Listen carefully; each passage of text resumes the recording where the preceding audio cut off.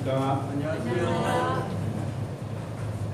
오늘은 식구가 아무래도 적은데 많이 빠졌습니다. 유승원적 가정이 조카 결혼식 때문에 가게 됐고, 김변자님도 시골에 간다고, 또 다른 분들은 지금 연락을 못 드렸습니다. 혹시나 이제 출타하시면은 연락을 해주시면은 또 우리가 걱정 안 할 수 있으니까 그렇게 해주시면 감사하겠습니다.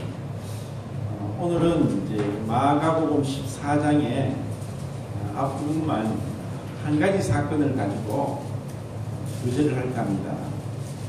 이것은 주님 앞에 그 옥합을 깨뜨리고 주님께 그 향유를 부어드린 여인에 대한 말씀입니다.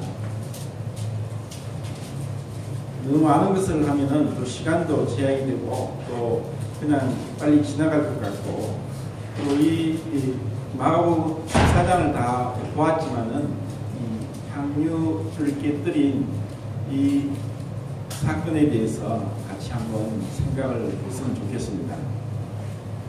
마가복음 14장에 있는 이 말씀은 마태복음 26장에도 그리고 요한복음 12장에도 기록되어 있는데, 이것은 이제 같은 사건을 각각 다른 관점에서 또 그렇게 말씀을 하고 있고, 또 이 세 군데의 성경을 함께 볼 때 이것이 모순되지 않고 또 우리에게 더 많은 것을 보여주고 있다. 그리고 각 복음서는 그 저자가 쓴 목적이 있고 대상이 있고 해서 그 시간적인 순서가 연대적이지 않고 또 그 기록 목적에 따라서 각각 다르게 순서가 이제 편집이 되어 있습니다. 그렇지만은 우리는 이제 이 사건이 동일한 사건이라고 이제 보게 됩니다. 누가복음 7장에도 또 어떤 죄인인 한 여자가 하고 예수님께 와서 그 옥합을 깨뜨리고 향유를 주님께 붓는 그 장면이 나오는데, 이것은 이제 다른 사건이라고 보게 됩니다. 그러면은 주님은 공생의 기간 동안에 두 번을 그렇게 기름을 여인에게 기름 부음을 받은 것을 우리는 알 수가 있습니다. 지금 우리가 살펴보는 이 장면은 주님이 이제 잡히시기 얼마 전에 있었던 사건이라고 이제 생각되고, 또 이 사건을 통해서 정말 주님께서 우리에게 어떠한 교훈을 주시는가, 그리고 단순히 이것은 2000년 전에 있었던 어떤 한 그 사건으로서 지나갈 것이냐, 아니면은 오늘 나에게 이와 같은 옥합을 깨뜨리는 이 말씀은 나에게 어떻게 적용을 시킬 것인가 하는 그 관점에서 말씀을 교작했습니다.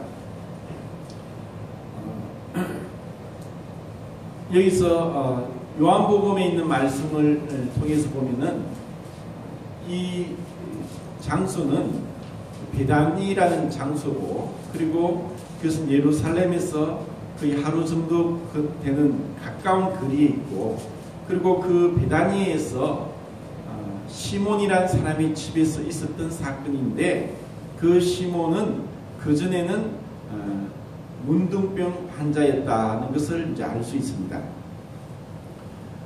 문둥병은 전염성이 강하기 때문에 문둥병에 걸린 사람은 다른 사람과의 접촉을 피하게 되고, 또 사람들로 하여금 외면을 받게 되고 완전히 배척되고 소외된 가운데 따로 격리 생활을 해야 되었습니다.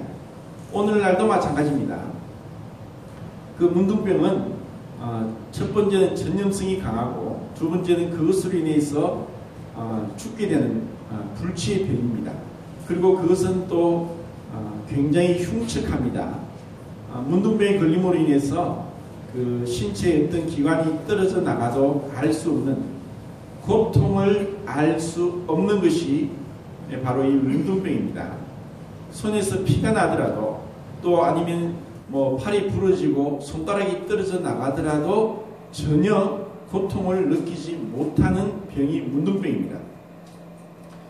그렇기 때문에 이 문둥병은 유대인들에게 있어서는 가장 무서운 병이었고, 그리고 이것은 마치 미리암이 모세를 대적함으로 문둥병이 발았다든지, 우시야 왕이 하나님이 금하신 제사장의 자리에 성소에 들어가 분향함으로 인해서 문둥병이 발했던 이와 같은 그 사건을 통해서 유대인들에게 있어서는 이 문둥병은 하나님의 저주요 진노라고 생각했습니다. 그리고 성경에서는 이 문둥병을 항상 죄를 상징하는 그러한 병으로 말씀하고 있습니다. 그러면 문둥병이 왜 죄를 상징하는가를 생각해 보면은 문둥병이 걸리면은 격리 수용을 한다고 말씀을 드렸습니다. 그것은 죄로 인하여서 우리 사람들은 사실 나 홀로 오로지 나만을 위한 어떤 지금 흔히 많은 그런 질병이 중에서도 이 문둥병은 철저하게 고독하게 자기 자신에게 사로잡힌 병 중에서 자폐증이라는 그 병이 있는데, 자폐증과 같이 스스로 자신이 담을 치고 남들과 분리되는 것이 바로 문둥병이 죄를 상징하는 모습입니다. 우리는 허물과 죄로 죽은 자이고 하나님을 떠나서 죄악 가운데 죄의 종이 된 자이기 때문에 실제로 나 외에 다른 사람과의 관계에 있어서 늘 문제가 생길 수밖에 없습니다. 아담이 범죄하고 에덴 동산에 쫓겨났을 때 그는 두 아들을 낳았습니다. 가인과 아벨을 낳았죠. 그렇지만 그 가인과 아벨을 통해서 인류 최초의 살인죄가 형제 간에서 일어났습니다. 그것은 바로 죄의 결과입니다. 주님께서는 마음으로 누구를 미워하면은 벌써 살인죄를 저질렀다 하고 말씀을 하셨습니다. 우리가 마음으로 생각과 미움과 시기와 질투도 동일한 죄입니다. 우리는 마가복음 14장에 보면서 14장 1절에 그런 말씀을 합니다.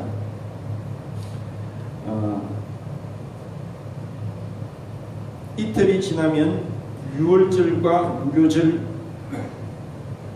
대제사장들과 서기관들이 예수를 흉계로 잡아 죽일 방도를 구하며 이르되 밀란이 일어날까 하노니 명절에는 하지 말자 하라. 대제사장들과 서기관들과 그리고 유대 종교의 지도자들은 예수님을 죽이려고 이미 오래전부터 계획하고 있었습니다. 왜냐? 그들은 예수님을 인하여서 시기와 질투 가운데 예수님께서 무명으로서 교육을 받지도 못했고 또 권력도 없는 그런 분으로서 백성들의 인기를 차지하고 있음으로 인해서 시기와 질투에 사로잡혔습니다. 그리고 그것은 예수님을 죽이고자 하는 음모를 꾸미게 됩니다.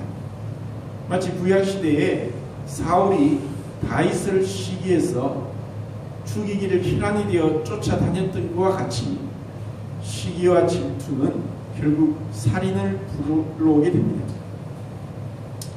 오늘날도 뉴스를 보면은 어떤 살인사건이 있었을 때 범인을 잡으면은 범인이 어떻게 그 사람을 살해했는가를 다시 재연을 하고 그리고 범행 동기를 추궁합니다.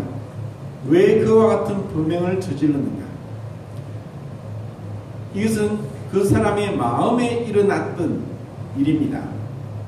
마음에서 일어났던 것이 입으로 나오고 또 우리의 생각과 마음에 있던 것이 우리의 행동으로 나타납니다. 죄는 이렇게 해서 사람과 사람 사이를 분리시켰고 사람과 하나님 사이를 분리했습니다. 그런 이유로 이 문둥병은 너무나 끔찍하고 무서운 병입니다. 고통을 느끼지 못하는 것도 문둥병의 특징인데 죄악 가운데 있는 사람들은 죄를 죄인 줄도 알지 못하고 죄를 짓고 있으면서도 그것이 얼마나 끔찍한 하나님의 심판을 불러일으키는지 알지 못합니다. 그러면 무엇이 죄일까요? 무엇이 죄일까는 오늘 이 한 시간의 설교에서 잘 들으시면 답이 나옵니다. 어떠한 것이 죄고, 그리고 어떻게 이 죄가 처리가 되고, 또 이 죄를 어떻게 멀리할 수 있는지를 곰곰이 생각하시길 바랍니다. 이렇게 이제 문둥병은 결국 죽음에까지 이르게 되는데, 죄의 삭은 사망이에요. 죄의 결과는 사망입니다. 로마서 5장 12절에 이름으로 한 사람으로 말미암아 죄가 세상에 들어오고 죄로 말미암아 사망이 왔나니 이와 같이 모든 사람이 죄를 범하였으므로 사망이 모든 사람에게 이르렀느니라. 그 한 사람은 첫사람 아담을 말씀하고 있습니다. 첫사람 아담이 죄를 범함으로 인해서 그 죄의 결과가 모든 사람에게 사망이 왔습니다. 그러면 모든 사람이 죽기 때문에 모든 사람은 죄인이라는 것입니다. 그런데 지금 사람들은 죄를 죄인 줄도 알지 못하고 또 죽음에 대해서도 심각해 하지 않습니다. 제가 2015년도 이제 시작이 되었는데 벌써 이번 달에만 2번의 장례식을 갔다 왔습니다.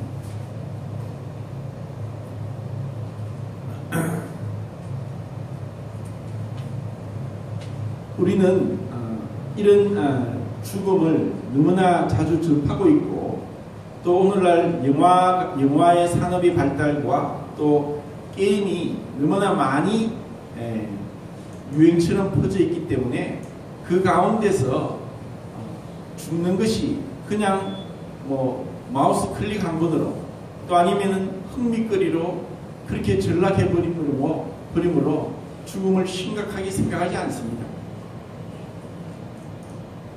오늘날 장례식은 비전이 있어야 한 일원이 되었습니다. 장례식을 통해서 슬퍼하지도 않고 울지도 않고, 또 그 사람이 어디서 어디로 가는지도 알지 못하고, 그 이후에 내세에서의 어떠한 삶이 있을지, 어떠한 하나님의 심판과 하나님의 저주가 있을지 알지 못하기 때문에 장례식장에서 많은 화환을 받고 많은 부의금을 받으면 그것으로 만족하고, 그리고 더 이상 생각지 않습니다. 이것은 지독한 문둥병에 걸려있기 때문에 그 죽음에 대한 심각함과 하나님의 심판을 알지 못하는 그런 문둥병과 같습니다. 흔히 쉽게 죽으면 그만이지 하는 그 말, 그리고 오늘날 우리나라에는 10대 청소년들의 사망 원인의 첫 번째가 자살입니다. 이렇게 온 사회는 미쳐가고 있고 제정신이 아닙니다. 우리도 그 가운데 있으면서 이것이 얼마나 비극적인 일인가에 대해서 대수롭지 않게 생각하면서 살아갑니다. 그리고 많은 고통과 또 많은 비극적인 사건들을 보면서도 강 건너 불구경하듯이 그냥 우리는 마음이 굳어져 있고 또 감정이 메말라 있습니다. 이것도 죄의 형태입니다. 우리는 성경에서 잘 보시면은 지금 이 사건도 그렇고 여자들이 보험서에서 등장을 하고 있는데 너무너무 중요한 시기마다 여자들이 등장하고 있습니다. 이것은 오늘날 우리의 관점과는 너무나 다른데, 우리는 지금 남녀평등과 또 여권 신장으로 인해서 이것이 대수롭지 않게 생각할지 모르지만 우리나라의 100년 전만 생각하면은 이것은 지금 오늘날 시대에는 있을 수 없는 일입니다. 뭐 한 50년 전의 신문 기사를 보더라도 오늘날 우리에게 남녀 평등과 또 여권 신장은 그 당시에는 상상도 할 수 없던 일입니다. 더군다나 2000년 전에 이 여자들에 대한 언급과 또 여자들의 어떤 행보에 대해서 기록하고 있는 것은 놀라운 겁니다. 그리고 여자와 아이들은 약자였고 소외되었고 그들은 무시당하였고 사실 별 관심이 없던 자였습니다. 율법에도 유대인들은 길을 가다가도 여자를 사람으로 취급하지 않고 그냥 지나갔다고 할 정도로 여자들을 무시했습니다. 그런데 이 사건에서는 바로 주인공이 여자입니다. 주님 주위에는 많은 여자들이 있었습니다. 그들은 약자였기 때문에, 힘이 약하기 때문에 오랜 인류 역사상 너무나 많은 차별 대우를 받았고, 그리고 너무나 많은 고통 속에서 그들은 살았습니다. 하지만 주님은 그들을 얼마나 귀하게 또 그들을 가까이 했고 사랑했고 또 그들과 너무나 아름다운 관계를 맺었던 것을 우리는 볼 수 있습니다. 여기 14장에 손을 놓고 그 뒤에 15장을 보겠습니다.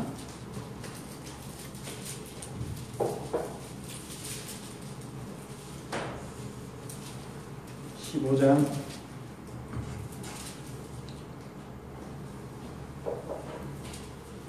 40절에 멀리서 바라보는 여자들도 있었는데 그 중에 막달라 마리아와 또 작은 야고보와 요새의 어머니 마리아와 또 살로메가 있었으니 그들은 예수께서 갈릴리에 계실 때에 따르며 섬기던 사람차들이요 또 이외에 예수와 함께 예루살렘에 올라온 여자들도 많이 있었더라. 이제 주님께서 십자가에 달려 운명하실 때 제자들은 다 도망갔습니다.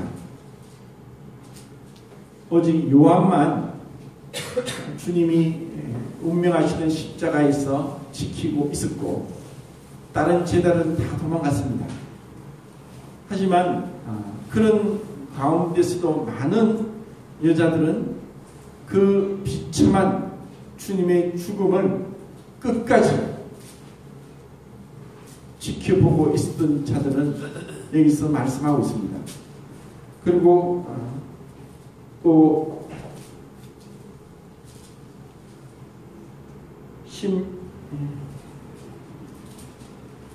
16장을 보시면은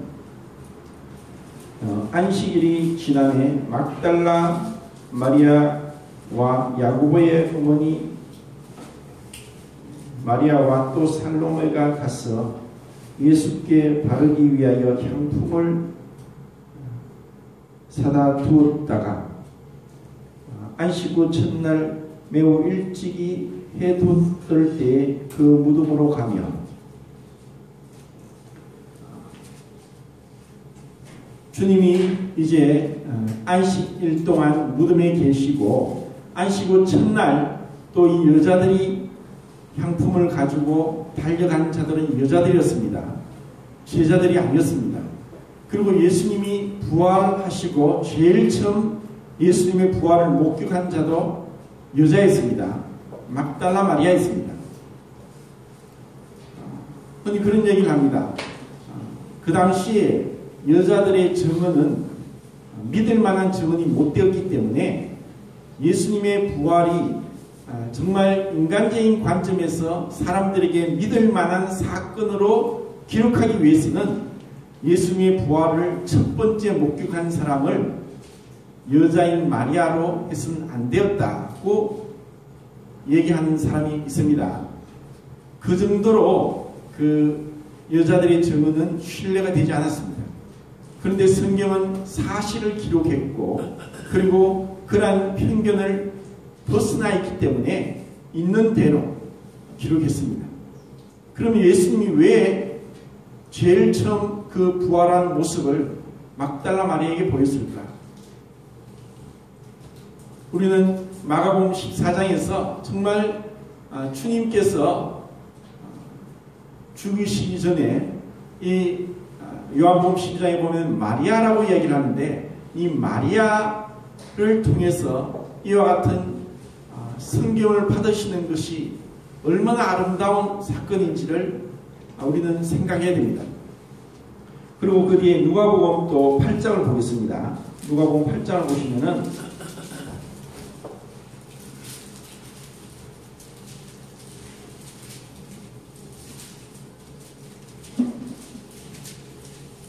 (8장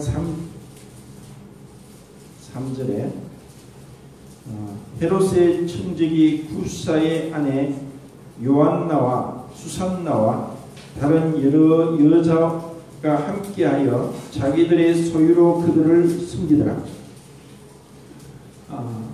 많은 여인들이 자기들의 소유로 주님을 숨겼습니다. 우리는 그러한 자들의 이름을 다 알지 못하지만 주님은 그들을 알고 계시고 또 그들로부터 섬김을 받았다는 것을 생각할 때 참 놀랍습니다.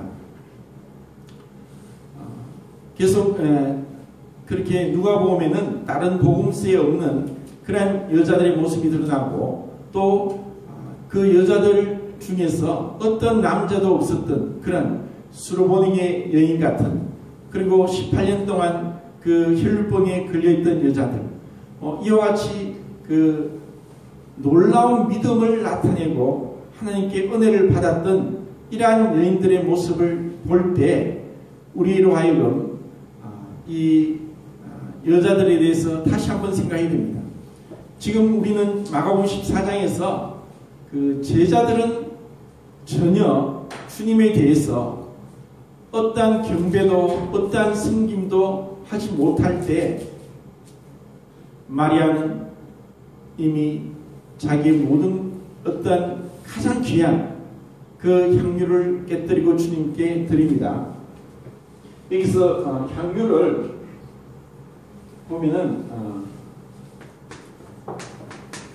향유를 이제 나드 향유라고 하는데 이 나드 향유는 나르도 스타 키스 차타 만시 어렵죠. 이런 향나무에서 뿌리에서 나는 그 점액 액체를 가지고 만든 그리고 이것은 나르도스타 키스 자타만시라는 이 나무는 인도 쪽에 있는 나무이기 때문에 굉장히 값이 비쌌습니다. 이와 같은 그 옥합을 이제 우리말로 하는 옥합도 귀한 그릇에 목이 긴 그릇에 이 나드 향유를 담았습니다. 이 나드 향유를 쓰기 위해서는 그 병을 깨뜨려야 되고 이 깨뜨리는 것은 이제 더 이상 남겨두지 않고 있는 것을 다 쓴다는 것입니다. 이렇게 마리아가 그 향유 옥합을 깨뜨리고 주님의 머리에 붓고 또 그 발에까지 기름이 향유가 떨어지는 것을 자기의 머리카락으로 그 발을 닦고 있음으로 인해서 그 향유 냄새가 온 집안에 가득하더라 하는 말씀이 기록되어 있습니다. 요한복음에. 어떻게 해서 주님께서 이런 그 대접을 받으시는 것은 어떤 제자에게도 없었습니다. 이 마리아가 주님께 이렇게 극진한 대접을 하고 대우를 했던 것은 마리아는 이미 다른 어떠한 제자들도 알 수 없었던 주님에 대한 사랑하는 마음이 너무나 컸던 것을 알 수 있습니다. 믿음은 우리에게 있어서 어떤 지식적인 어떤 많고 또 어떤 일을 많이 했다는 것이 아니라 업적을 많이 쌓았다는 것이 아니라 하나님 앞에 우리는 우리의 마음으로 그분 앞에 얼마나 그분을 귀하게 여기고 그분을 가치 있게 여기느냐, 그분을 마음으로 얼마나 높이고 있고 경배하고 있느냐 하는 것이 우리의 참된 믿음입니다. 이것을 제자 중에서 가룟 유다가 요한복음에는 그렇게 얘기합니다. 화를 내면서 왜 이것을 낭비하느냐, 300데나리온에 팔아서 가난한 자들에게 주었으면 좋았을 걸 하고 이렇게 얘기를 했을 때 다른 제자들도 그런 가룟 유다의 말에 동조해서 이것이 너무나 아깝다, 이것을 허비했다, 아니 이게 무슨 일이냐 하고 다른 제자들도 동조했던 것을 우리는 알게 됩니다.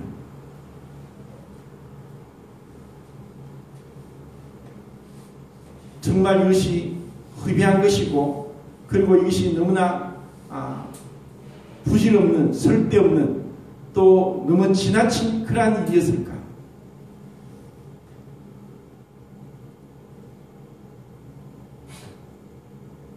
우리가 주님께 드리는 헌신은 그분에 대한 사랑의 표현입니다. 우리가 그분을 어떻게 섬기고 헌신하느냐는 우리의 사랑의 정도를 나타냅니다. 사랑은 그 대상을 위하여 치러지는 희생을 통해서 측정할 수 있다고 얘기했습니다. 주님의 사랑은 어떠합니까? 주님의 사랑은 하나님께서 영이시고 빛이시고 사랑이신 그 하나님께서 우리를 사랑해서 하늘 보좌를 부렸고 하나님과 동등됨을 취할 것을 이기지 아니하셨고 그리고 이 낮고 낮은 땅에 사람의 모양으로 오셨다는 것, 이것은 도저히 우리가 상상할 수 없는, 천사도 살펴보기를 원하는 사랑의 완전한 표현이었습니다. 그리고 그분은 우리를 위해서 죽기까지 하셨던, 자기의 목숨까지 내어놓았던 완전한 희생을 우리에게 보여주심으로 사랑이 무엇인지를 우리에게 깨닫게 하십니다. 우리가 그것을 알고 받게 되었을 때 이제 그 사랑이 어떻게 나타나는지, 결국 사랑의 반대는 죄입니다. 그 사랑을 알지 못하는 것은 하나님을 알지 못하는 것이고 하나님을 알지 못하는 것은 여전히 죄 가운데 있는 것입니다. 우리는 이런 종교생활에 얽매여서 이런 것을 통해서 스스로 만족할 수 있을지 몰라도 주님은 우리의 어떤 종교적인 예배를 통해서 속지 않습니다. 유대인들은 제사를 드렸습니다. 많은 제물을 하나님 앞에 바쳤지만 하나님 그것을 받지 않았습니다. 오늘날도 얼마나 많은 사람들이 그렇게 할까요? 우선 이 장소에서 예배가 드려지는 이 장소에서 우리가 정말 중요한 세 가지를 봐야 되는데,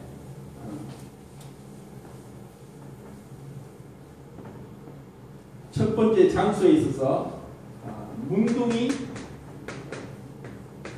시몬이라고 집이라고 얘기했고, 또 여기는 죽었던 나사로가 함께 있다고 했고, 그리고 복합을 곁들인 마리아가 있고, 또 음식을 준비하는 마르다가 있습니다. 이 모두는 누구를 위해서? 예수님을 위해서 있습니다.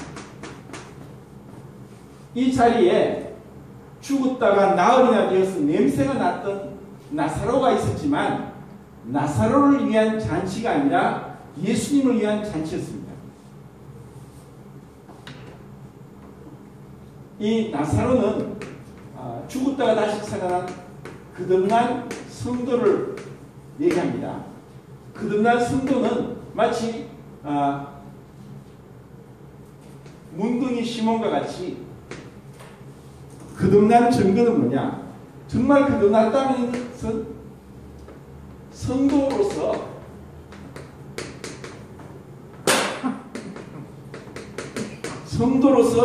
함께 한 무리가 되고 한 떡에 많은 사람이 참여하면서 이제는 내가 죄 가운데 혼자 있는 자가 아니라 예수님의 피로 한 몸 되고 한 지체 된 성도들과 함께 있다고 하는 그러한 것을 깨닫고 교회에 들어온 자가 이제 이 예수를 위한 잔치에 참여합니다. 흔히 사람들은 교회는 나가지만 성도와의 관계가 없는 사람이 있습니다. 여전히 원함은 당신입니다. 공유가 안 됩니다. 여전히 자기의 마음의 벽을 쌓고 있고 사람들을 가까이 가지도 않고 오지도 못하게 합니다. 이것이 문둥병의 모습입니다. 정말 구원받았다면 우리는 그 친밀한 형제 사랑이 나눠지게 됩니다. 우리 어떤 인간적인 한계로 모든 구원받은 사람하고 한 지체로 긴밀하게 교제하기는 어렵지만 정말 이거는 형제보다 한 부모를 태생한 형제 자매보다 더 가까운 사이의 교제를 누리는 것이 그리스도인의 교제입니다. 문둥이 시몬의 집에서 이와 같은 일이 일어났습니다. 우리가 정말 주님을 알게 될 때 우리는 내 자신을, 나의 가정을, 나의 많은 것들을 공유하게 됩니다. 또 이것은 사랑하는 사이의 당연한 결과입니다. 오늘날은 부부 사이도 서로 딴 주머니를 차고 서로 모르는 숨기는 비밀이 많습니다. 가족 사이도 부모 자식 간에도 숨기는 게 많고 한 집에 살지만 한 지붕 두 가족 세 가족이란 말이 있듯이 한 지붕 안에 그렇습니다. 동상이모이란 말이 있듯이 같은 이불을 듣고 있지만 딴 꿈을 꾸고 딴 생각을 하고 또 마음은 딴 데 있는 이것은 뭐냐? 죄입니다.